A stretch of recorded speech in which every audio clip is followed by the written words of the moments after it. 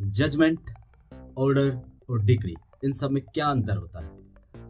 हमने बहुत बार सुना है कि कोर्ट में किसी व्यक्ति के फेवर में या खिलाफ डिक्री जारी कर दी है, लेकिन ये डिक्री होती क्या है?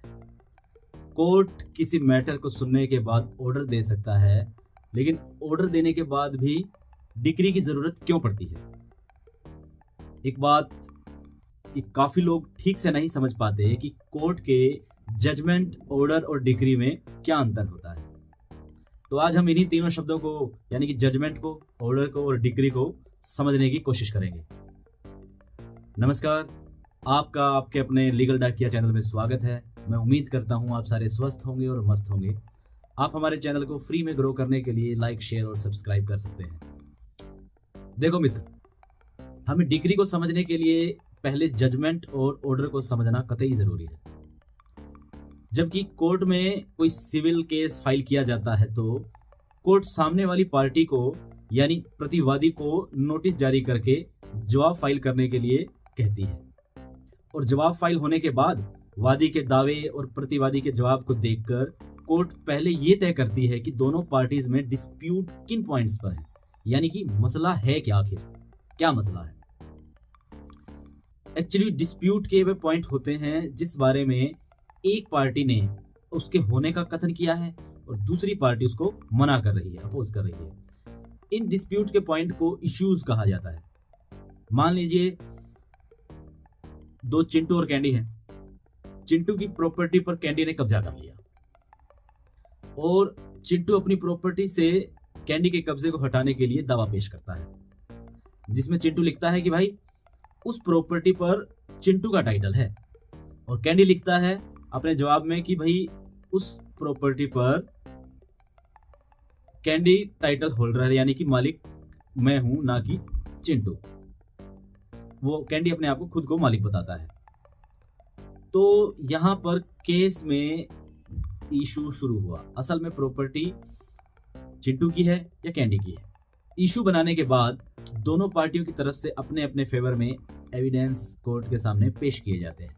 इसमें डॉक्यूमेंट भी हो सकते हैं और ओरल एविडेंस यानी कि संबंधित लोगों के बयान भी कोर्ट में करवाए जा सकते हैं। एविडेंस के बाद जब दोनों पार्टियों को सुन लिया जाता है तब स्टेज आती है कोर्ट के जजमेंट की। जजमेंट में केस के फैक्ट लिखे जाते हैं, इश्यूज लिखे जाएंगे। कोर्ट को तय करना था कि उन इश्यूज पर कोर्ट ने आई विटनेस की व्याख्या करते हुए कोर्ट को निष्कर्ष निकालना होता है कि उसी चीज को हम कहते हैं जजमेंट, जो निष्कर्ष निकाला जाता है। यानी कि किसी जजमेंट के लिए जरूरी चीजों में सबसे पहली चीज तो ये है कि जजमेंट में मैटर के फैक्ट लिखे जाएंगे। दूसरी चीज ये है कि मैटर में कोर्ट को तय क्या करना था, यानी कि मैटर में दोनों पार्टीज के बीच में कौन कौन से इश्यूज थे जिन पर कोर्ट को जजमेंट देना था। फिर हर इश्यूज पर कोर्ट किस निष्कर्ष पर पहुंचा और उस निष्कर्ष पर पहुंचने के क्या क्या रीजन थे, क्या क्या कारण थे।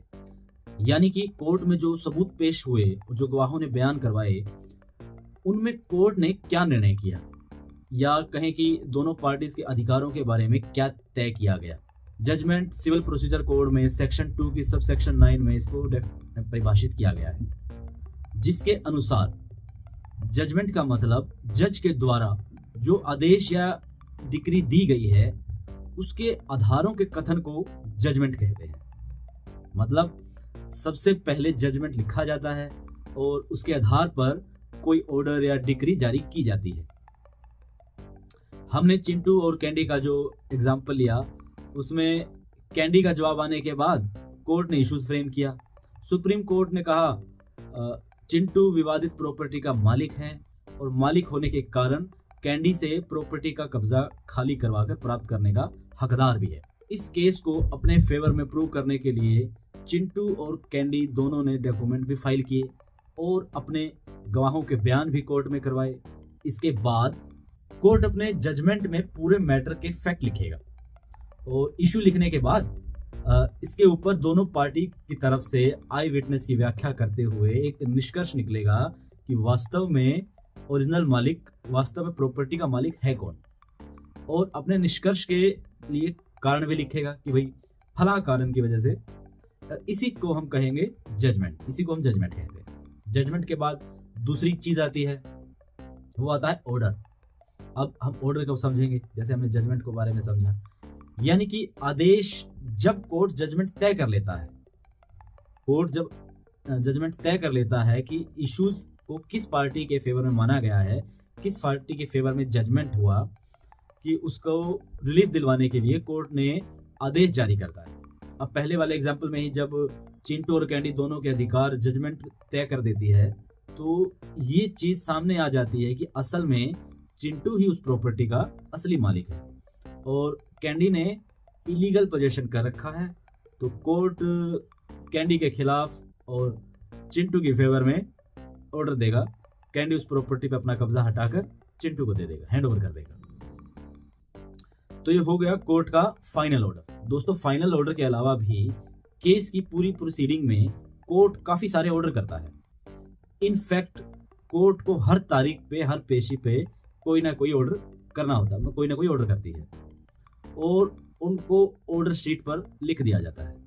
मान लीजिए कोर्ट ने किसी पार्टी को रिप्लाई फाइल करने के लिए चांस दिया, ठीक है, और उस डेट पर वो पार्टी रिप्लाई फाइल नहीं करती है और कोर्ट रिप्लाई का चांस खत्म करने का ऑर्डर भी कर सकती है, लेकिन हर ऑर्डर से पार्टी के अधिकार तय नहीं किए जाएंगे, बल्कि केस की प्रोसेस को आगे चलाने के लिए भी ऑर्डर जारी किए जाते हैं। अब ऑर्डर को सिविल प्रोसीजर कोड में सेक्शन 2 की सब सेक्शन 14 में डिफाइन किया गया है। अब हम बात करते हैं सबसे इंपॉर्टेंट पार्ट यानी कि डिक्री के बारे में। सिविल प्रोसीजर कोड के सेक्शन 2 के सब सेक्शन 2 में डिक्री की डेफिनेशन दी गई है, जिसके अनुसार किसी भी जजमेंट का फॉर्मल एक्सप्रेशन जिससे प्रॉपर्टी का अधिकार तय होता है वो कहलाती है डिक्री। जजमेंट को हमने समझ लिया कि जजमेंट में कोर्ट के सामने आई विटनेस के आधार पर पार्टी के अधिकारों के संबंध में कोर्ट का निष्कर्ष लिखा जाता है और फिर इस आधार पर ही डिक्री को जारी किया जाता है।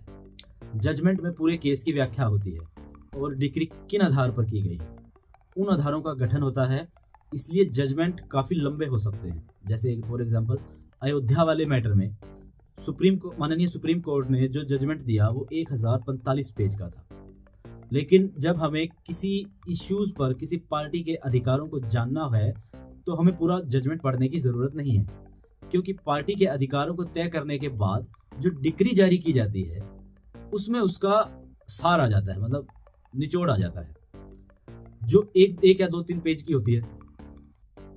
डिक्री की खास बात है, डिक्री को हम कोर्ट के जरिए एग्जीक्यूट करवा सकते हैं, यानी अगर हमारे फेवर में कोई डिक्री की जाती है तो हम उसका पालन के लिए कोर्ट में पिटीशन फाइल कर सकते हैं। साथियों, डिक्री एक टाइप की प्रॉपर्टी है, यूं समझें। अगर आपके पास कोई डिक्री है तो आप उसको किसी और के फेवर में प्रॉपर्टी की तरह ही ट्रांसफर करवा सकते हैं। जैसे मान लीजिए आपको किसी व्यक्ति से रुपए लेने थे, जो नहीं दे, उसने आपको पैसे नहीं दिए, जिस कारण से आपने उस व्यक्ति के खिलाफ कोर्ट में केस फाइल कर दिया और अपने फेवर में आपने प्राप्त कर ली डिक्री। डिक्री भी समझो एक तरह की प्रॉपर्टी ही है। अगर आपको किसी और को पेमेंट करना है, मतलब आपने भी आगे किसी को पेमेंट करना है, तो आपको डिक्री भी उस व्यक्ति के फेवर में ट्रांसफर कर सकते हैं जिसके फेवर में आपको पेमेंट देनी है, क्योंकि ये भी एक तरह की प्रॉपर्टी है। फिर एक बार देखें तो जजमेंट में पूरे मैटर को शॉर्ट में लिखा जाकर इश्यूज लिखे जाते हैं और इश्यूज पर कोर्ट का वर्डिक्ट लिखा जाता है, जिसके जरिए पार्टी के अधिकारों को तय किया जाता है। फिर कोर्ट का जो वर्डिक्ट अलग अलग इश्यूज पर आया है उसके आधार पर पार्टी को रिलीफ देने के लिए ऑर्डर दिया जाता है और ऑर्डर के साथ ही पार्टी के अधिकारों को शॉर्ट में बताते हुए डिक्री जारी की जाती है। दोस्तों, मैं उम्मीद करता हूँ आपको वीडियो के जरिए कुछ ना कुछ जानकारी जरूर मिली होगी। तो आप हमारे चैनल को फ्री में ग्रो करने में मदद कर सकते हैं, लाइक, शेयर और सब्सक्राइब।